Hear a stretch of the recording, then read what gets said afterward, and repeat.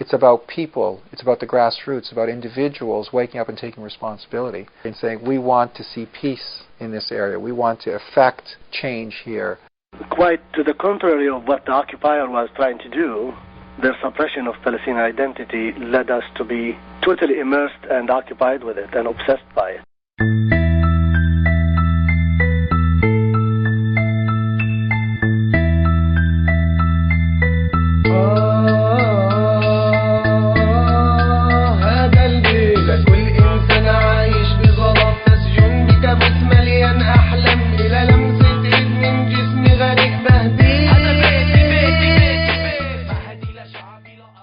Zatoun, a life story in 4 parts. This is the first, in the beginning. Assalamu alaikum, shalom aleichem, peace be with you. I'm Michael Riordon. Zatoun is the Arabic word for olive. It is also a Canadian grassroots initiative to bring fair trade organic olive oil from farmer cooperatives in Palestine to North America. In the beginning, the story of Zatoun is the story of 2 lives, distant but parallel. 1948. The Israelis mark it as the War of Independence, Palestinians as the Nakba, the catastrophe. On July 12, advancing Jewish forces occupied al-Ramla, an ancient town on the road to Jerusalem. Overnight, 17,000 Palestinian residents, Muslim and Christian, became refugees. Robert Massoud. My parents' families and the extended community of Christians sought refuge in the Latin parish, in their compound. And so you had almost 1,000 people living in a compound of a church, sort of some dormitories, a courtyard, and they were there for about 9 months. And my father came to Jerusalem to work. He was a superintendent of a convent, the largest convent in the Holy Land. It's called Saint Vincent de Paul. And we lived inside the convent, and that's where I was born. What was your first language? Arabic. I spoke Arabic, and I spoke French. Growing up Christian in the Holy Land, you go to Christian schools, and in Christian schools, typically you learn 4 languages. Arabic, of course, Hebrew, English, and French. My mother grew up in an orphanage, a French orphanage as well, and so French was sort of her second language. And my father spoke 6 languages. He could converse and very convincingly, he could be Muslim, he could be Christian, he could be Orthodox, he could be Jewish, he could be Italian. He could be almost anything, apparently, anything but Palestinian. I asked my mother and my aunt about this, even back then. What did you call yourselves, or what did you think of yourselves? And they said, well, we thought of ourselves as Arabs living in Israel. And I said, well, but why? I said, well, because we couldn't say Palestine. We couldn't say Palestinian. So we had to accept the identity of Arab-Israeli, because there wasn't the freedom to literally think and call yourself a Palestinian.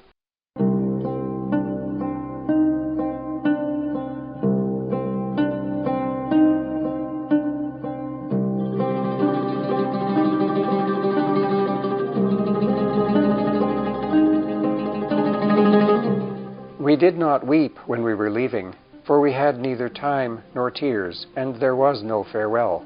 We did not know at the moment of parting that it was a parting. From There Was No Farewell by Taha Muhammad Ali.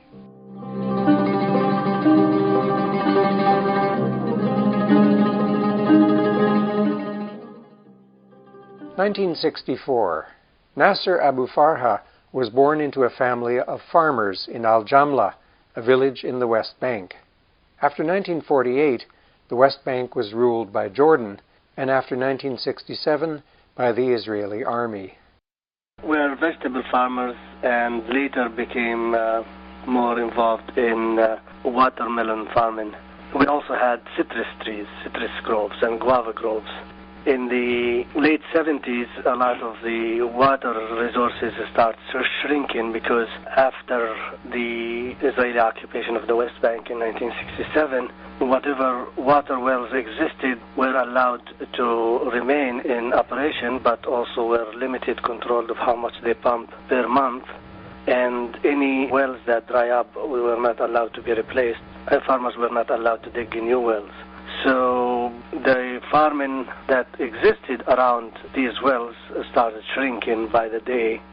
Out of 7 wells were in the village, we only have 1 operational right now, and it's at 50% of what it used to pump. It's totally a different village from the village I grew up in. In 1964, seeing no future for their children in Israel, Robert Massoud's parents moved the family to Montreal, Canada. That same year, in East Jerusalem, the Palestine Liberation Organization, the PLO, was formed.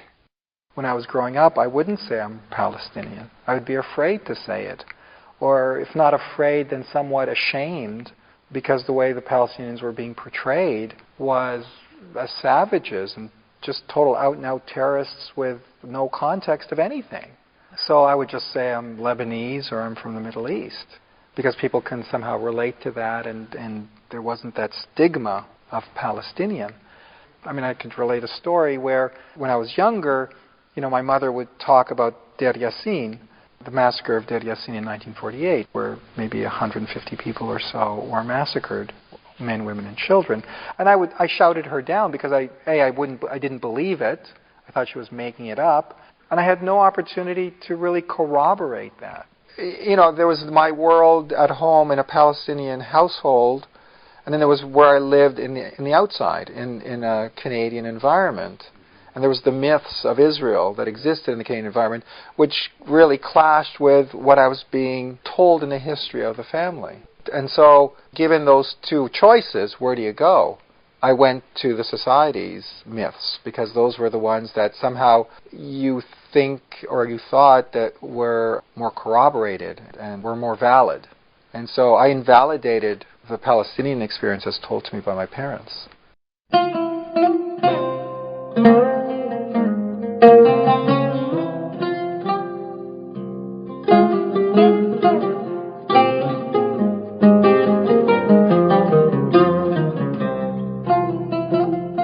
Here we shall stay, sing our songs, take to the angry streets, fill prisons with dignity. In Lida, in Ramla, in the Galilee, we shall remain. Guard the shade of the fig and olive trees. Ferment rebellion in our children as yeast in the dough. From Here We Will Stay by Tawfiq Zayad.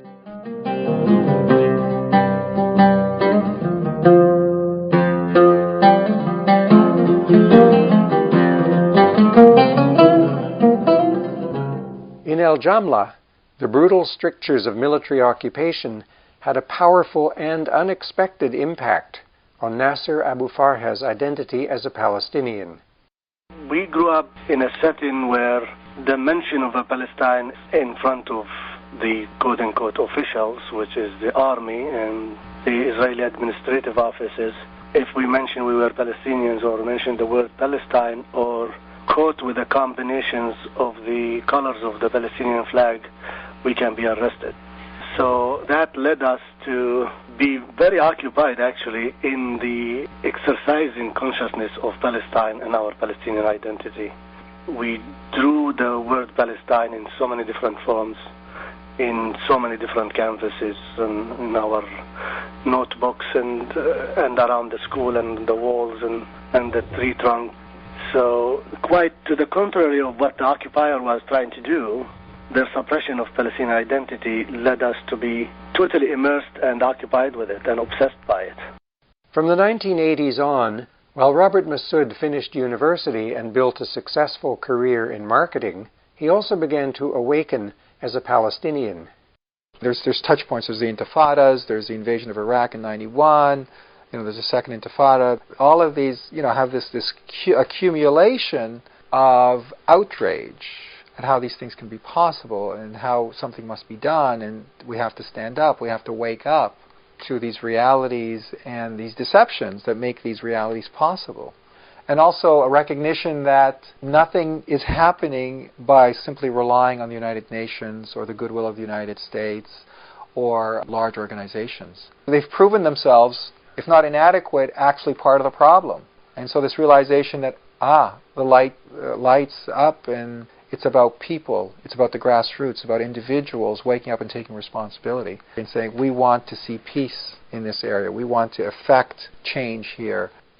At about the same time, Nasser Abufarha pursued his education on the ground in occupied Palestine and at university in the United States. In 2005, he completed a PhD in cultural anthropology and international development at the University of Wisconsin in Madison. At local coffee shops there, he encountered a movement with some potential for besieged Palestinian farmers, fair trade.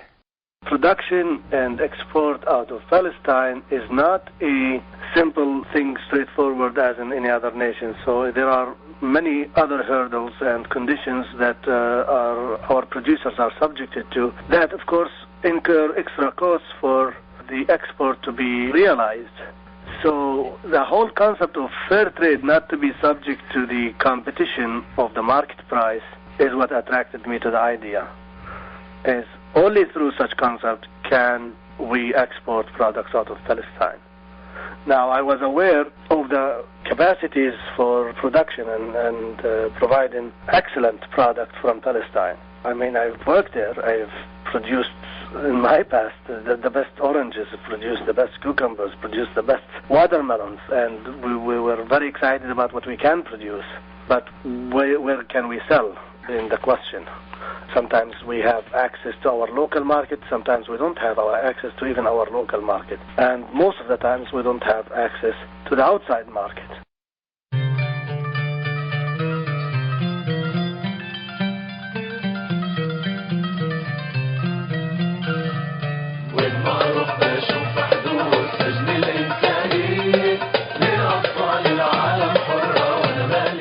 My feet are the roots of the olive tree. Keep on prospering, fathering, and renewing branches, every branch grown for peace, every branch under the pressure of corruption, refusing to give up.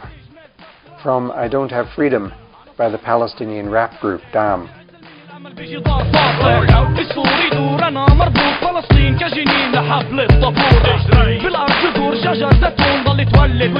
In 2003, with Palestine under deepening siege in the Second Intifada, Robert Massoud searched for an effective way to engage with the long struggle. Checking out organizations in Toronto, Ottawa, and Montreal, eventually he found an outlet that suited his passions and his skills. There was an organization that had brought in olive oil from Palestine in large tins, and they were selling them to the Arab community as a way to support. But they had many tins left over and they just couldn't sell them. And it struck me that I knew how to sell them. And my intention was not to sell them to Palestinians or the Arab community, but to sell them to all other Canadians. But they wouldn't buy 18 liters of olive oil in a tin can. It had to be sold to them in a way that they were used to. So it had to be a bottle. It had to be like 750 milliliters. It had to have a nice label. And then it also came to me that the way to sell it, to also have a story with the olive oil. That you had to really give it an identity. Where it came from. What are the circumstances of it being grown and being pressed and being brought here? What are the challenges? And that was really the germination of the idea. And so with our first effort, it was 1,500 bottles. It was in 2004, spring of 2004, March. And within 3 weeks we had sold them all through the grassroots, primarily in Montreal and Toronto. And that was the beginning. At the same time Robert Massoud launched Zatoun in Canada, Nasser Abufarha and co-workers in the West Bank were creating the Palestine Fair Trade Association. 2003, it was the third year into the Intifada, and it was one of the most difficult times that Palestinians experienced through this confinement and isolation. So prices of olive oil were very low, to the point they were like between 7 to 9 shekels a kilo, which is less than $2. At the highest was $2 a kilo. And those prices were low to the point that some farmers were losing interest in the harvest. So when we came in to develop guidelines, one of the guidelines was to develop a minimum price for the olive oil, 15 shekel. So when you come in to a market that has a huge surplus and stagnating and prices are plummeting, and you set your minimum price as double what the market price is, of course you will going to have a lot of interest. from farmers, and we did, and but that wasn't really all what fair trade entails. So there was a lot of education at our hand. A, to educate ourselves about fair trade, and B, educate the farmers, and most importantly, develop capacities and the technical know-how to get the product ready and marketed.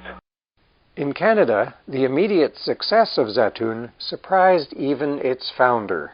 My initial going in was just, it's a one-time project. Sell the 1,500 and that's it, and retire. But you couldn't. People were so appreciative. It was so exciting. People were so engaged in it and didn't want to stop. And so then there was this idea of going to 5,000 bottles. And at that point, I found out about an organization called the Palestine Fair Trade Association, which had just been formed. So it's actually, when you look at things, I mean, it's this happy coincidence, if we want to call it that, of many things coming together. So the PFTA had just been founded the year previous. It's like something in the air that's calling this forth to make it possible.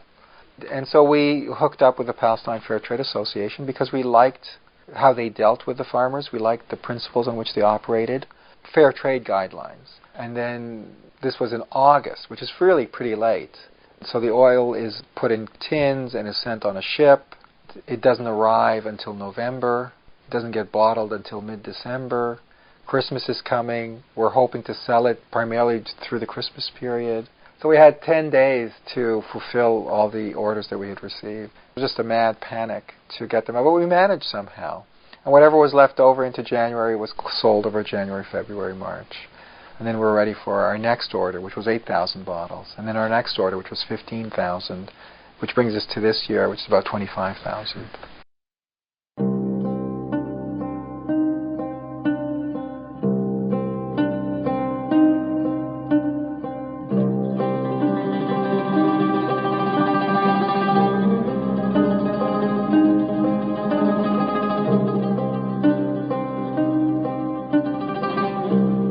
You've been listening to Zatoun, a life story in 4 parts. This was the first. For the music, thanks to the Palestinian rap group DAM, D-A-M, the Arabian MCs, and Le Trio Jubran. Zatoun, a life story, was produced by Michael Riordon. Next, part 2, the little project that grew.